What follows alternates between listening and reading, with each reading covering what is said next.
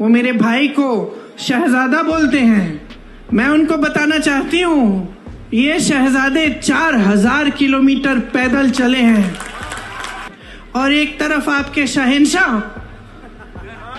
नरेंद्र मोदी जी महलों में रहते हैं।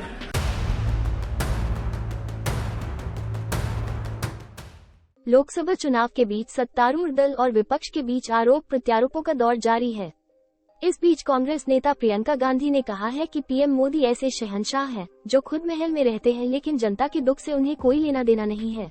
गुजरात के बनासकांठा में एक जनसभा को संबोधित करते हुए प्रियंका ने कहा, पीएम मोदी मेरे भाई को शहजादा कहते हैं, लेकिन इस शहजादे ने कन्याकुमारी से लेकर कश्मीर तक लोगों की समस्या सुनने के लिए 4000 किलोमीटर की पैदल यात्रा की। इस दौरान वो किसानों और मजदूरों से मिले और उनकी समस्याओं के समाधान पर बातचीत की। इससे पहले गुजरात में ही एक जनसभा को संबोधित करते हुए पीएम मोदी ने राहुल गांधी पर निशाना साधा था। उन्होंने कहा था कि पाकिस्तान चाहता है कि भारत का अगला प्रधानमंत्री शहजादे को बनाया जाए। इसके जवाब में प्रियंका ने कहा कि चुनाव भारत में हो रहे हैं और बात पाकिस्तान की हो रही है। देश के प्रधानमंत्री द्वारा निचले स्तर की राजनीति की जा रही है। प्रियंका ने कहा कि शहंशाह मोदी महलों में रहते हैं तो वो कैसे जनता की परेशानियों को समझेंगे। पीएम नहीं समझ सकते कि जनता महंगाई के बोझ तले दबी हुई है। प्रियंका ने कहा कि भाजपा नेता दावा करते हैं कि अगर उनकी सरकार फिर से सत्ता में आए तो देश का संविधान बदल दिया जाएगा। जब वो संविधान बदलने की बात कर रहे हैं तो इससे साफ है कि वो जनता को दिए गए अधिकारों को खत्म कर देंगे। प्रियंका ने आगे कहा कि अगर आप मोदी सरकार के पिछले कामकाज पर नजर डालेंगे तो साफ पता चल जाएगा कि उन्होंने जनता को दिए गए संवैधानिक अधिकारों को कमजोर करने का काम किया है। उन्होंने कहा कि भारत के संविधान में समानता की बात कही गई है, लेकिन प्रधानमंत्री खुद कहते हैं कि समानता के लिए लड़ने वाले लोग संविधान विरोधी हैं।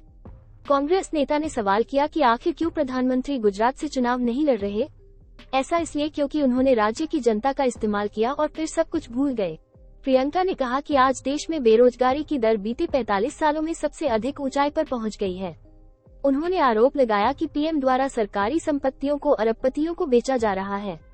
सरकारी नौकरियों के निजीकरण की वजह से देश में बेरोजगारी बढ़ गई है, लेकिन इससे सरकार को कोई मतलब नहीं है।